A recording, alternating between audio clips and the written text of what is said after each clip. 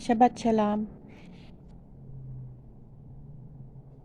Shabbat Shalom, beloved. And I'm going to, because I'm going to actually talk about uh, passage in John 21, the last chapter, Yuhanan 21.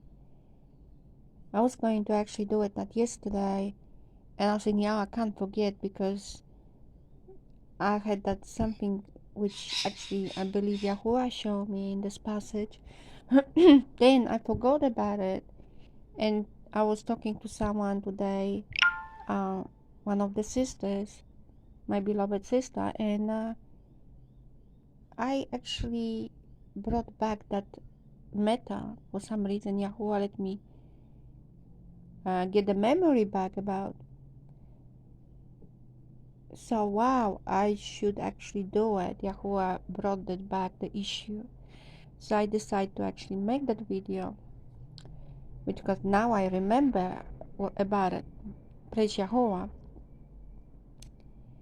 And yeah, it's not all about all of it, but it's the few verses here in this chapter which are really significant and very, like, I see things, and this is what I believe, like, I received. So I'm not saying this is all, like, that's it, that's how you should understand. This is what I received, and you can disagree or agree with it. All right, I just want to share with you, beloved. So I want to read those few verses which are important in this, and they have a deeper meaning. Like I saw things which I haven't seen before reading this passage. Okay, so I start to, okay, so it starts here from verse, oh, it's blurry again, huh? Well, I believe it's verse 15. When therefore they had eaten breakfast, Yahusha said to Shimon Kepha, okay, Shimon, son of Yonah, do you love me more than this? Blurry again. He said to him, Yes, Adoni, you know that I love you. He said to him, Feed my lambs. It is blurry. Can you see that? He said to him again, the second time, Shimon, son of Yonah, do you love me? He said to him, Yes, Adoni, you know that I love you. He said to him, Shepherd my sheep. He said to him the third time, Shimon, son of Yonah, do you love me? Kepha was sad because he said to him a third time, Do you love me? And he said to him, Adoni, you know all. You know that I love you. Yahusha said to him, Feed my sheep.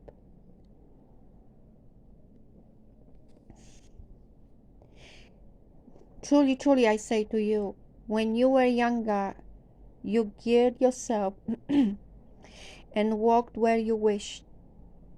But when you are old, you shall stretch out your hands, and another should gird you and bring where you do not wish. Now this he said, signifying by what depth he would esteem Elohim. And having said this, he said to him, Follow me. And Kepha, turning around, saw the third one, whom Yahusha loved, following, who also had leaned on his breast at the supper, and said, Adoni, who is the one who is delivering you up? Seeing him, Kepha said to Yahusha, But Adoni, what about this one? Yahusha said to him, If I wish him To remain till I come. What is that to you? You follow me. Those chapters I was going to talk about those ones.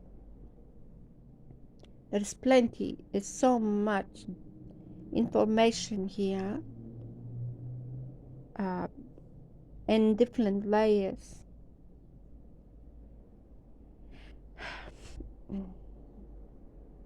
It's very deep.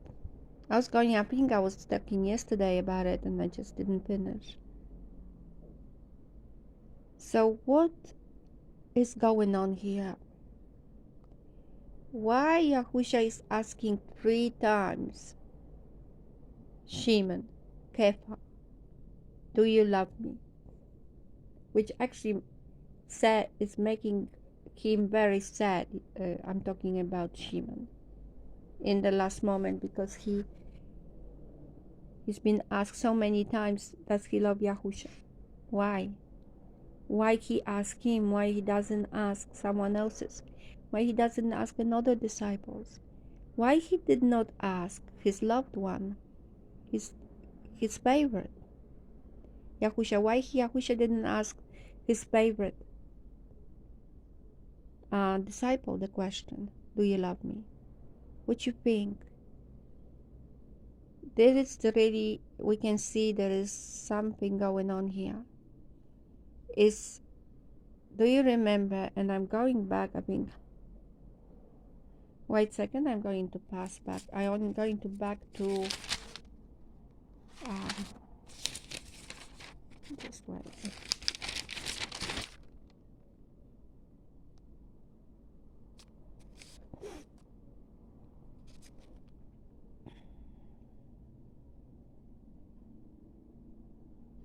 I'm just looking for that passage.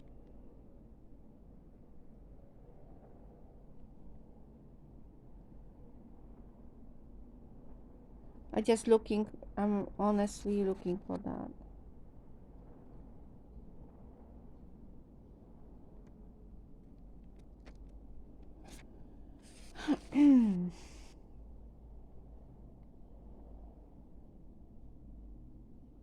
Maybe I missed it. Maybe it was the 18th chapter.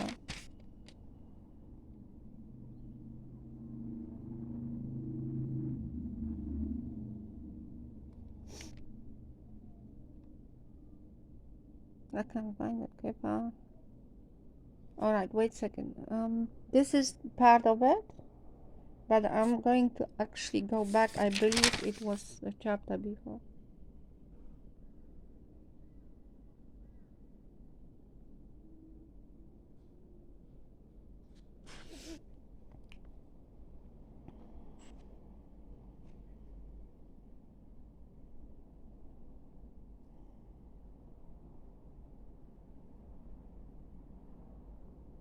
I'm waiting for this. I'm going to check through because it's important. I can talk about it though. You can actually find that for yourself. I'm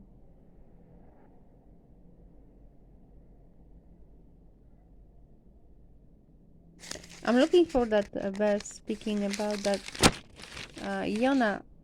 Shimon, son of Yonah,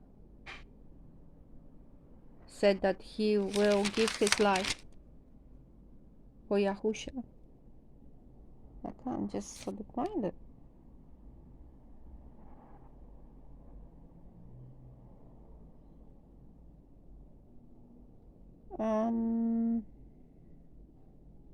So we have the chapter 18, and we see that. Okay, I want to talk about it. So remember when that was the Last Supper, and Yahusha said that someone is going to betray him, and Kepha came and said, I will give my life for you. And Yahusha said, before the cock crows, you will deny me 3 times. And what's actually Peter did? He actually put himself saying, look, I give my life for you. How you will see this kind of behavior? Self-confident, trusting in his own that he will do it, eager. Yeah. Yahusha knew it because it wasn't motivated by the ruach. He put himself, look at me.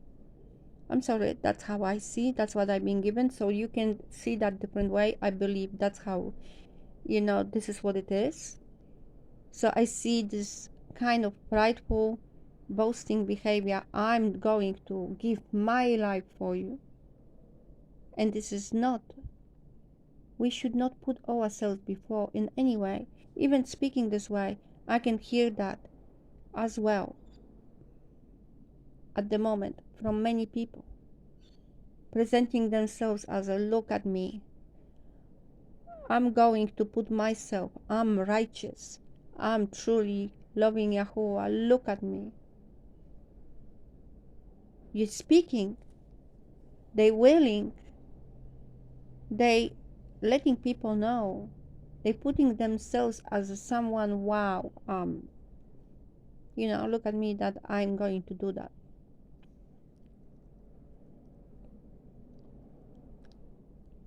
I'm not saying it's bad. Those things are like we can do it, we can actually say it. Are we going to fulfill it?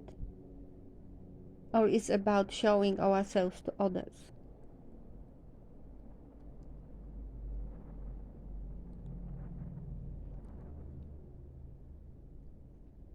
Okay. So, of course, in the next chapter, we're seeing that he denied him, Yahusha, 3 times before the cock crowed. And now we're going back to last chapter. Right. When Yahusha is asking him 3 times, do you love me more than this?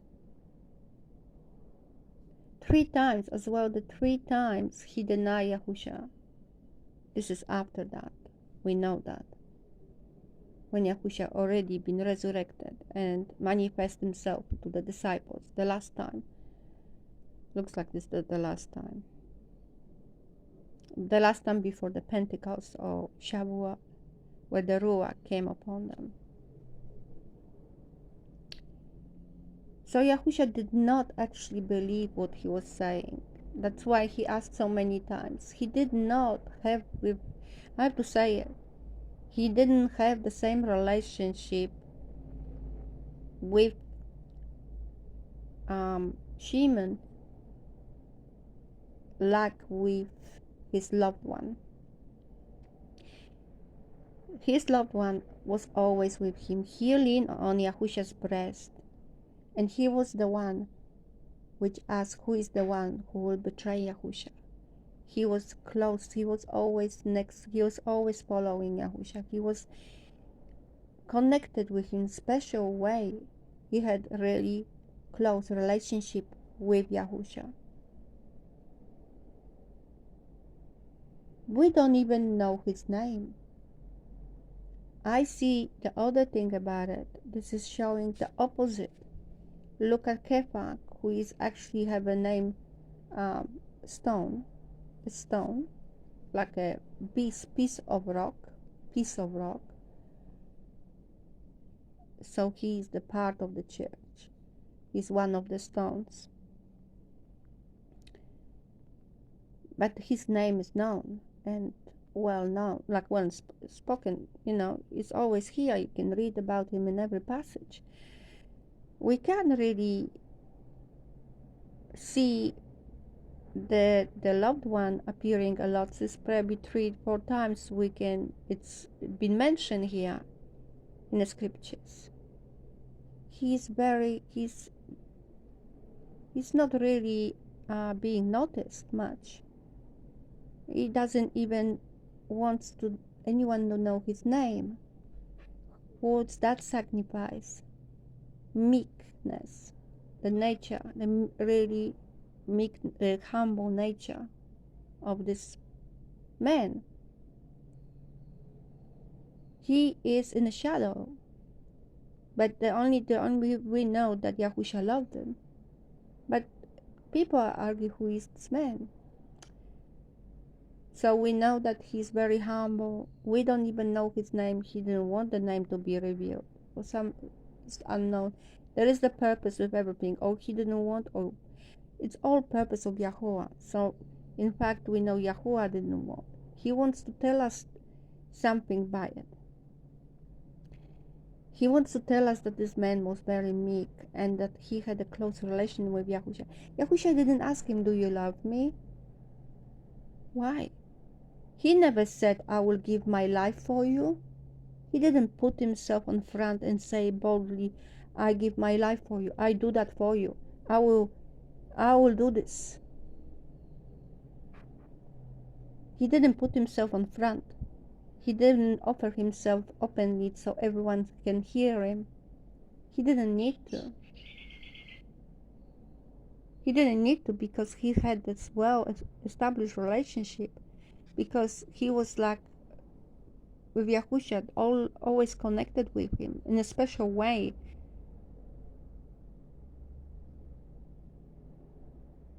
That's why. That's what the relation should be like.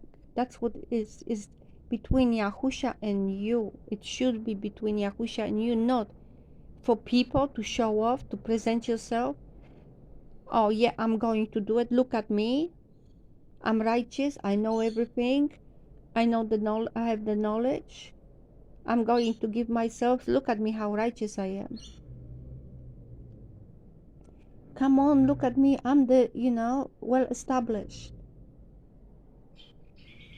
Those people speak a lot. Those people present themselves, and they on a view. Everyone has eye. Everyone is looking at them, and they know. Most of the people who believe have expectations. Are they going to fulfill it? Are they going to really last with the belief? And they really going to do what they say? So Yahusha will ask, and he will ask, do you love me? Feed my sheep. Show me. Don't feed yourself, your own pride, your own self aspirations of fame and all the things from men. Even you spoke about me, all those things. You know my name. You know that all those things. You're speaking great things, good things. He doesn't say he doesn't want those people, or they're not his. They are still his. Shimon, Kepha was his disciples. They are of Yahuwah, his, but they will be tested because they provoke the testing, because they having high expectations. Yahusha have high expectations, because they received, and there will be expectations from them. So they saying these things, they will prove it. I have to say it. I'm not sure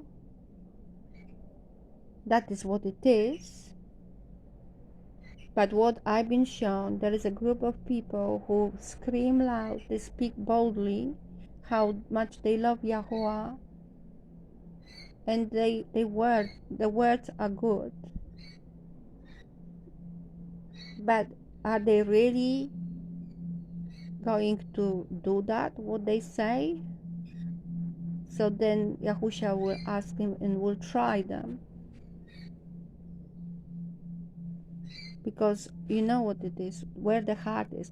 If that's really from the heart, or it's only from the mouth, or it's in the own boasting of the flesh, because they already been complimented and admired as a set apart to Yahuwah. So Yahuwah wants to know, but they are humble ones who never speak, I'm this, I'm that, I'm perfect, or I'm good, or I will do this, or promise things, but their hearts are true. Yahuwah knows their hearts. There is a special relationship between them and Yahusha. They don't have to be asked the question, do you love me more than this? Than this man? Than any man? Than company of men? Than fellowship of men? Than clapping hands of men? Than rewards of men? Do you love Yahusha more than this? Would you be okay just being with him without all those people listening to you, clapping hands to you, and saying you have wisdom? Or that you are set apart? Would you be fine just with him without any of those men? Do you love Yahusha more than this? Than those people? Than anything? Would you be able to give up on this? What you receive from this world? From fellowship in flesh, from being around people, companies, good times, conversations, being complimented, being, like I said, I know I repeat myself, but I will keep speaking this truth. So there is the humble path of someone which is lost, and this is the loved one, which not even no one knows his name. The people argue about it. But there is no doubts about Kepha's name. Shimon, he is Peter. We know that his name. We know his name. He is always here. A lot of about him in all the scriptures. He's putting himself in a positions like I do it. Questions. He's always supposed to answer every question if Yahusha asks. He is the leader in he. In spirit, like I say, we can see in its deeper meaning, he represents the leadership on these disciples with this new time when we actually are now. He represents those awakened teachers, those leaders of the ministries which they boldly speak about their faith, they believe.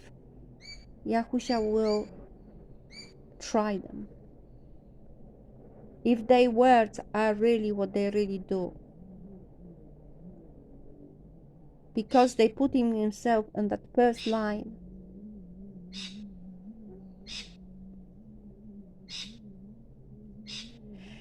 I don't know, do you understand that? But that's what I actually received after reading that yesterday. And Yahuwah bless. I know I'm not the best speaker. I'm nobody, okay? I'm no one. I just want to pass this message. Love you, Yahuwah bless.